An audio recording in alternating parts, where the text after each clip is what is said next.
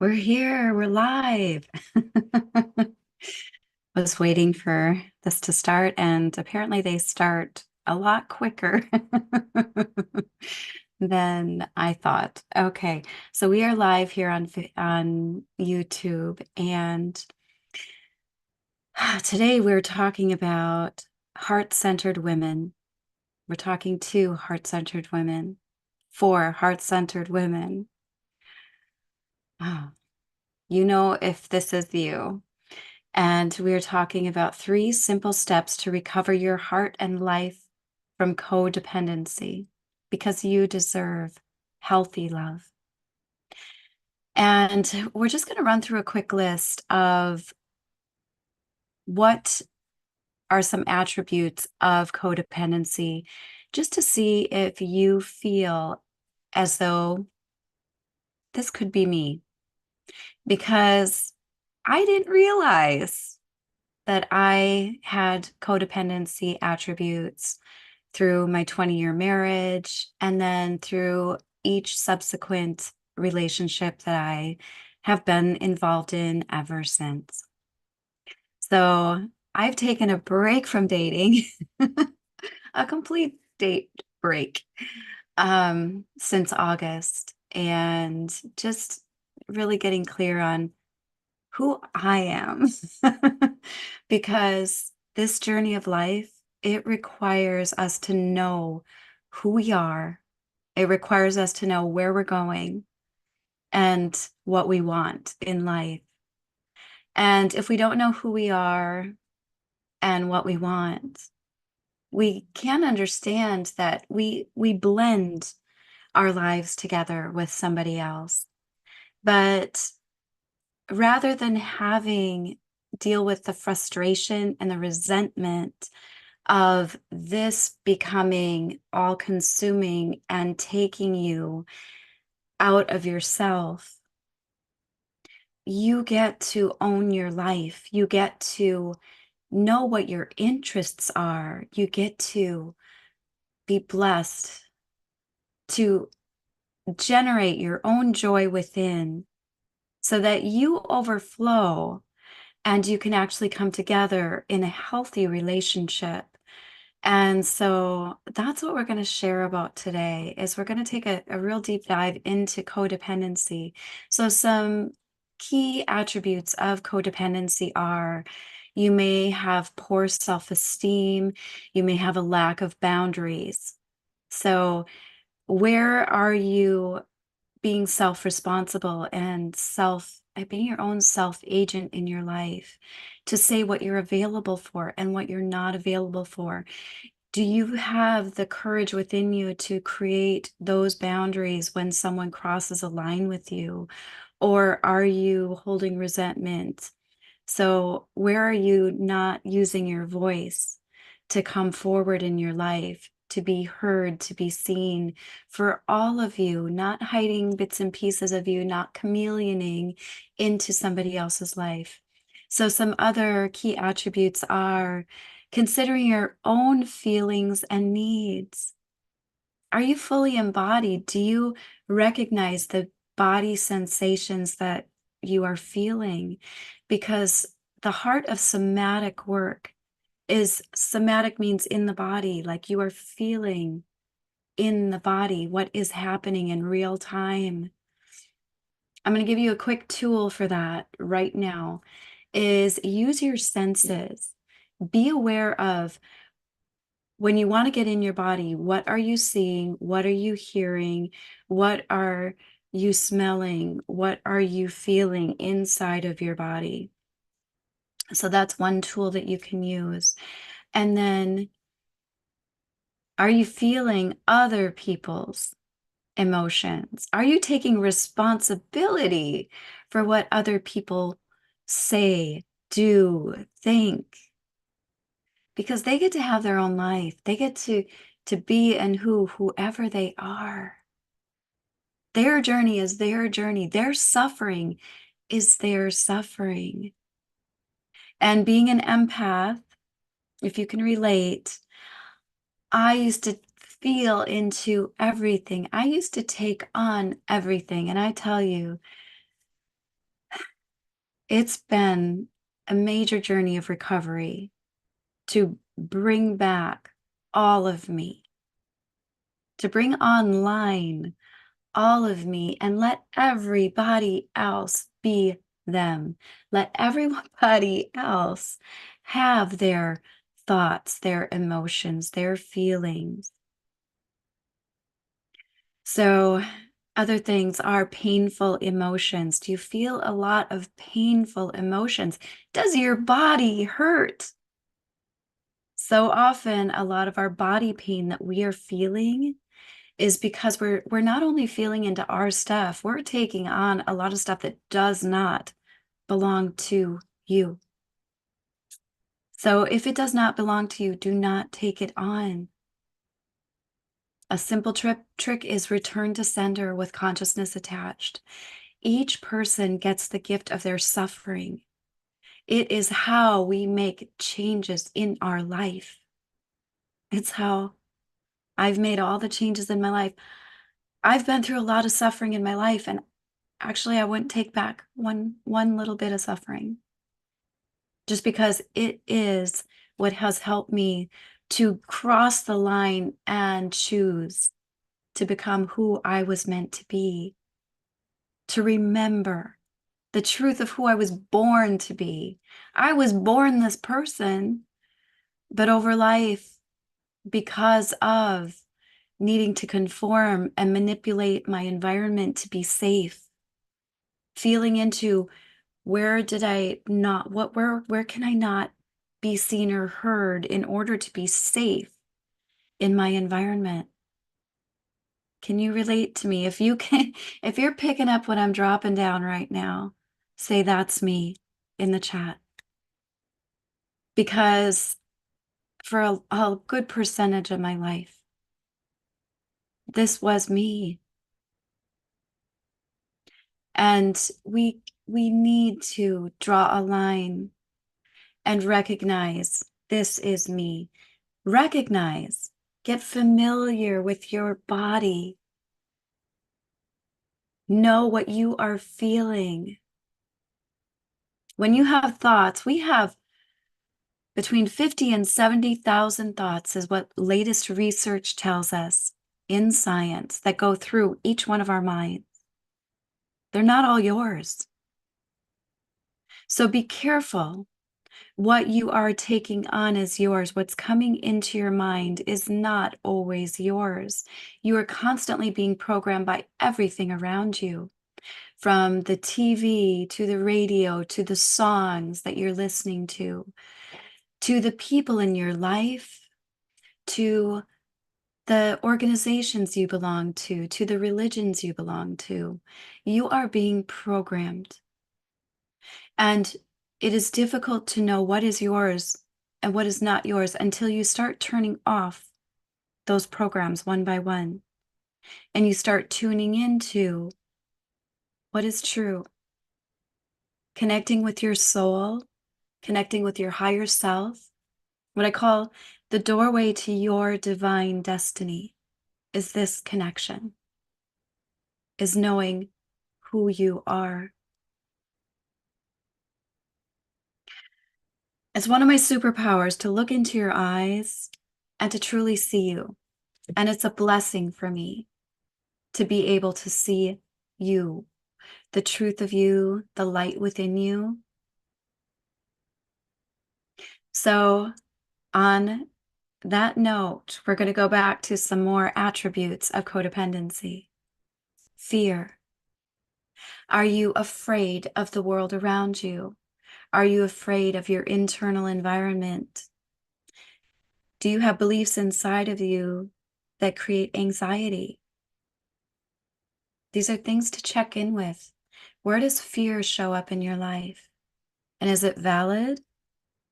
Remember, the chemical component of what makes the fear happen in your brain is also the same chemical component of excitement. So by changing our thoughts into something that we can actually create excitement around, we can have the courage, we can create the courage within us, step into the courage that's available. so that we can actually step forward in our lives. Communication. How is your communication? Do you engage in communication or do you hide? When you're in a group of people, are you freely sharing what is coming through you? Or are you thinking with your head and wondering, what should I say? Because you get to move with inspiration instead of being stuck in your mind, which is a trap. It will trap you. You get to move with the inspiration. You get to feel into who you are and what is yours authentically to bring through you. Avoidance of conflict. Any other peacemakers in the room? This was me for a very long time. I would shy away from conflict at any chance that I got. It would trigger me because it was part of my healing. It was part of my healing to be able to step up for myself, to voice my concerns, to do what was right. Caretaking. Oh my goodness. Caretaking. Caretaking has its place. I took care of my dad during COVID, and he had congestive heart failure. And this was like it's actually one of the richest times in my life with my dad that I can remember. And I'm so grateful for that time because it helped me to institute my prayer practice. And so with my dad, he told me stories, and the stories helped me to realize the man that he was. It helped me to realize everything that he had gone through and his own patterns of codependency. He was a caretaker for my mom, and my mom had polio when she was a little girl. My mom had some health issues. She had a palsy. My mom was a wonderful woman, and so was my dad. And I'm so grateful that I had a beautiful family that I was raised with. There was, my parents owned a bar, a tavern in Wisconsin. And if you know Wisconsin, you know there's a tavern on just about every corner in if you go through a small town that has one street, it usually has a tavern on either end. Um, so I grew up with a lot of variance in my life. I grew up with a lot of love because I came from a big family where there was a lot of love. And there was a lot of codependency. And so you get to recognize, because this research that's coming out, in the last 20 years has been research that, we didn't understand. We we thought a lot of what was seemingly normal was not normal.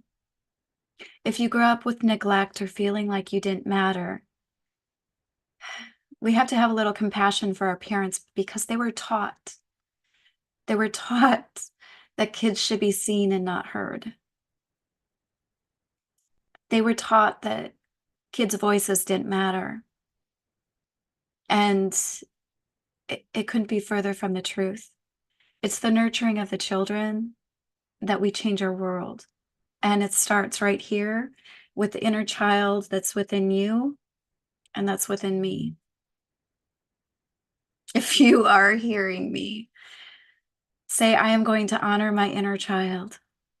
Write it in the chat. Just let me know you're here. Let me know you're listening. Let me know that this message is hitting you.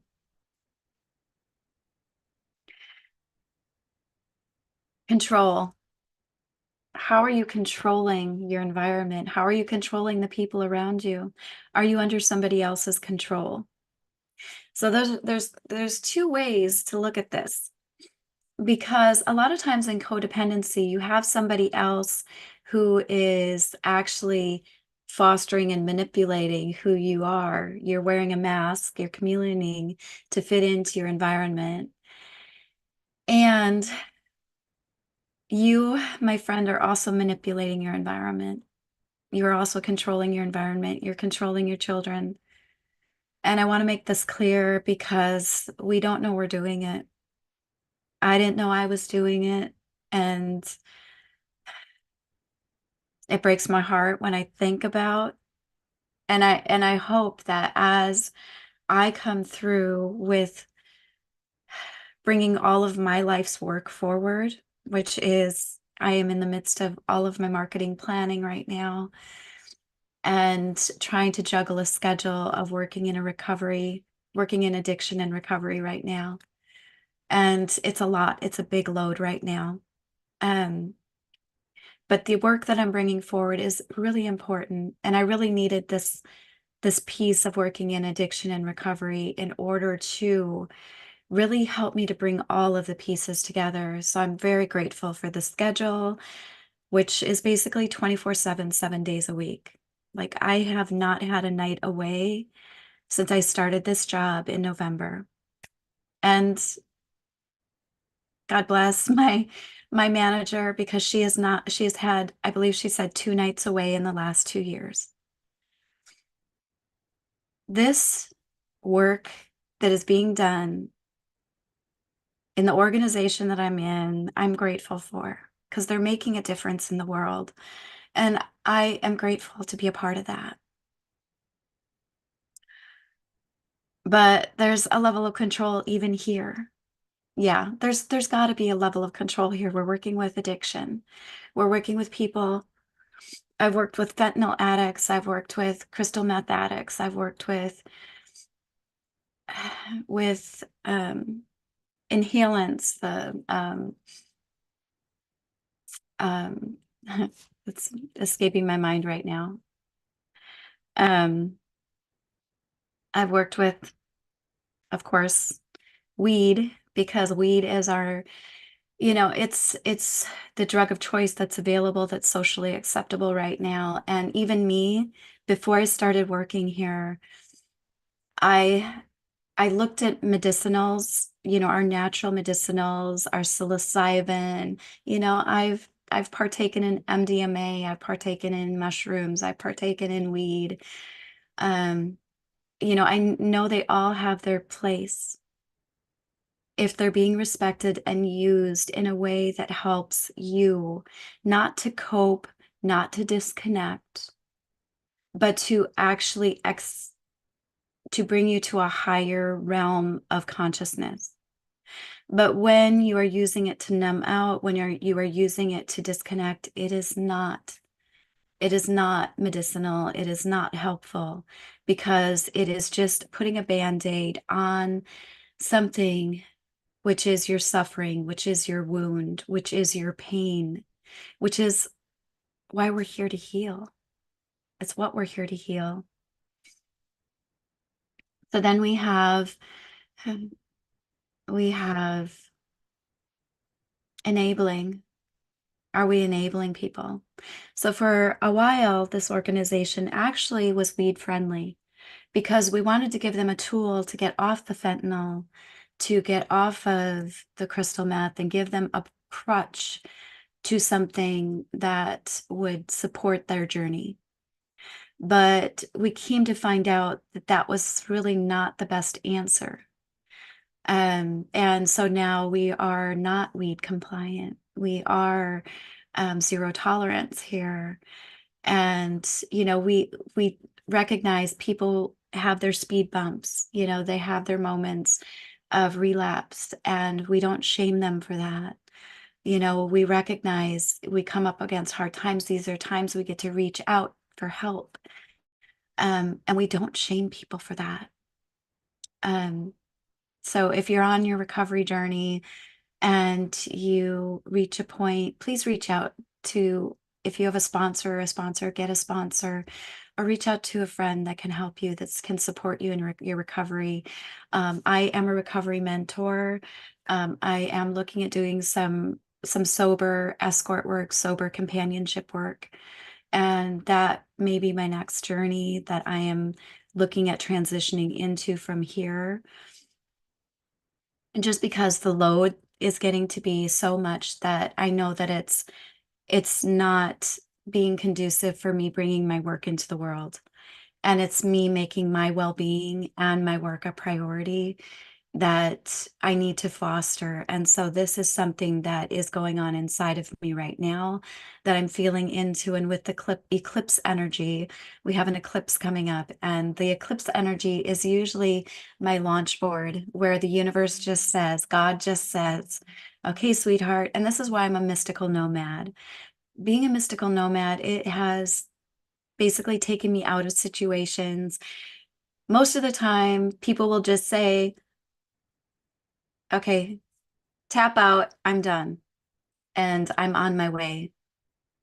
It's part of life, and it's heartbreaking because sometimes it feels like I'm being disregarded or um so if you if you are going through something where you feel disregarded, let yourself know that others' rejection is God's protection.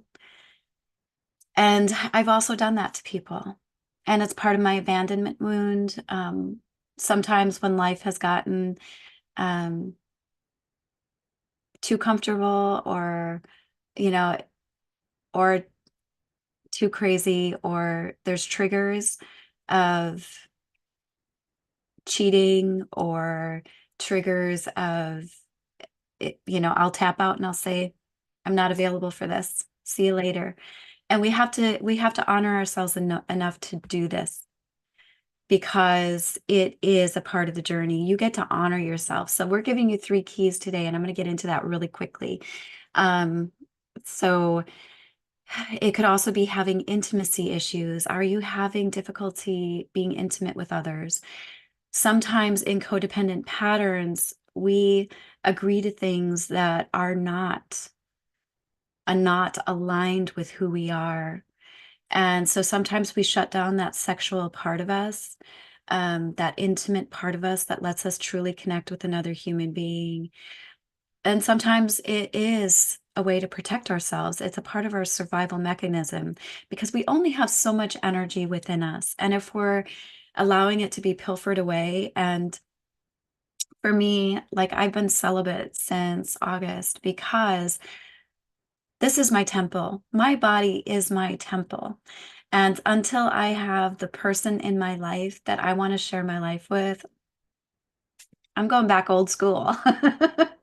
I've given away so much of me that I'm reclaiming all the pieces and parts of myself that have been splintered, have been fractured, and left behind.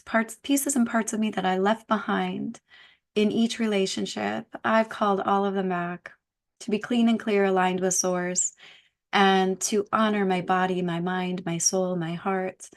And that's the journey of a codependent reclaiming her life and knowing that you are self-dependent. So you can come together in an interdependent relationship as two whole beings with two full cups of energy, of love to share. And so that's a part of the journey of recovery from codependency. And I'm happy to share that with you. If you are saying, I need this, this is what my life needs right now, drop that in the chat. I want to connect with you.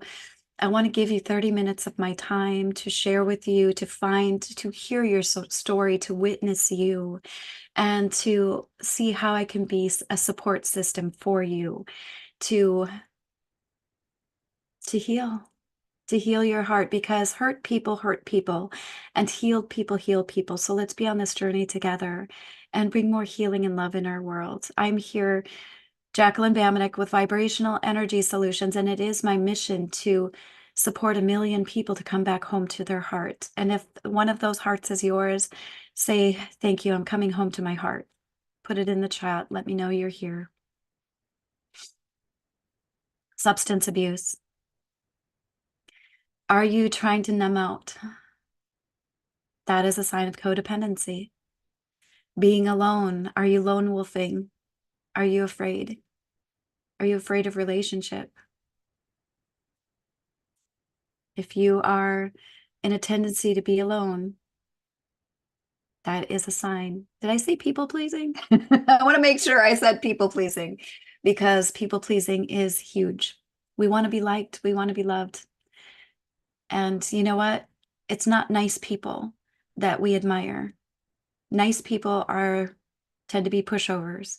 People pleasing is a technique where you lose yourself. Do things out of kindness. Have an act of kindness, maybe once a week, where you intend to be kind. Be kind. Be a kind person, yes. But sometimes niceness is a covert manipulation. Recognize, is that what's happening inside of you? And I might be triggering you right now. I might be triggering you because I used to be a nice person.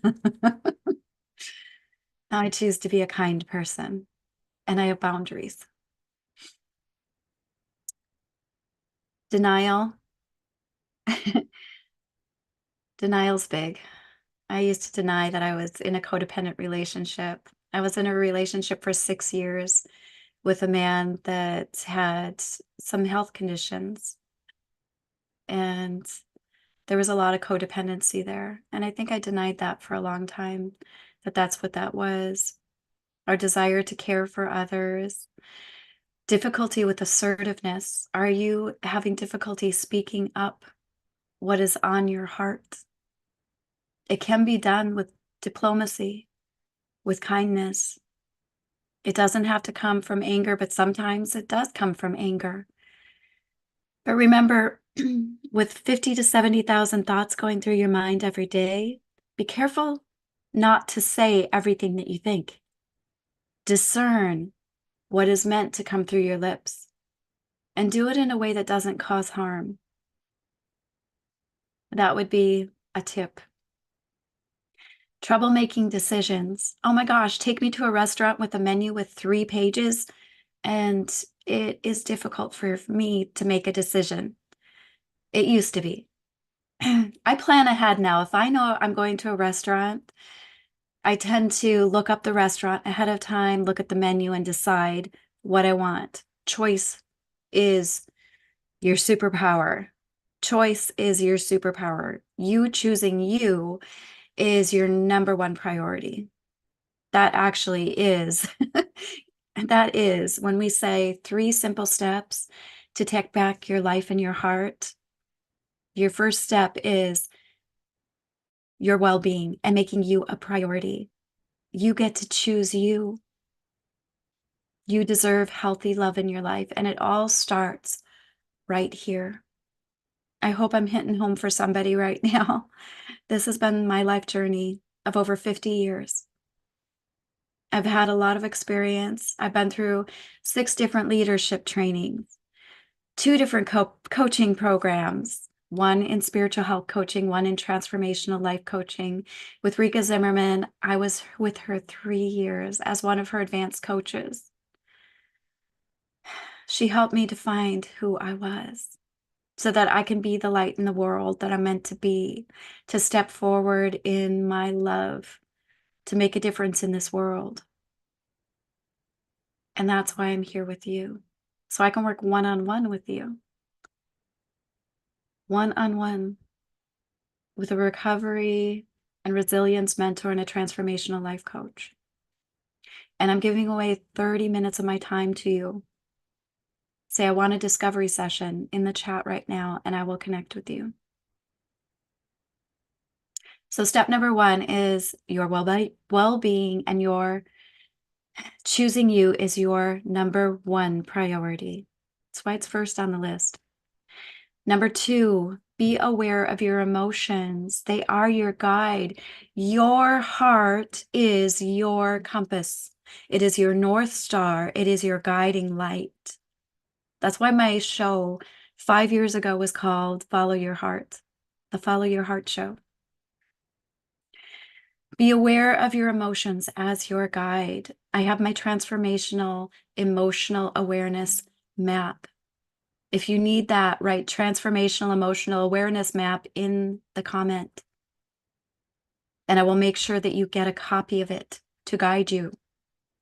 Be aware of your emotions. Whenever you go into overwhelm or frustration, your heart is no longer in it. You are all up here. You need to drop back down into your heart.